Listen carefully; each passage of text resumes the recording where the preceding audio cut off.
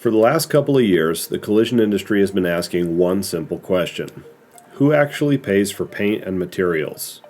And while I occasionally share examples of the individual wins, I've never been satisfied relying solely on anecdotal evidence. Now, there's a lot of opinions on the topic, but not a lot of data. Most shops still rely on a rate-based formula that was built for a very different cost environment. Meanwhile, material costs have changed significantly, and reimbursement as a result has become a point of increasing contention. So instead of guessing, we decided to look at the numbers.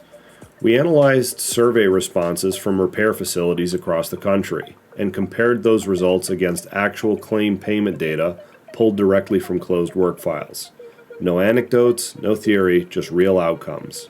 What we found surprised a lot of people, honestly, none more than myself. Itemized materials invoices are not universally paid, but they're also not universally denied. Across carriers, full reimbursement happens in a meaningful share of claims. Partial payment is also common, and despite prevailing opinion, outright denial is not the dominant outcome. And when you look at the carrier by carrier, the story gets even more interesting. The real takeaway isn't just who pays, it's why outcomes vary, and what actually changes the conversation inside a claim. We published the full analysis in an industry white paper called Who Pays for Paint and Materials.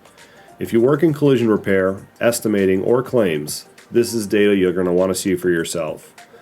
You can download the full white paper now at eaglemms.com under the Who Pays tab at the top navigation bar.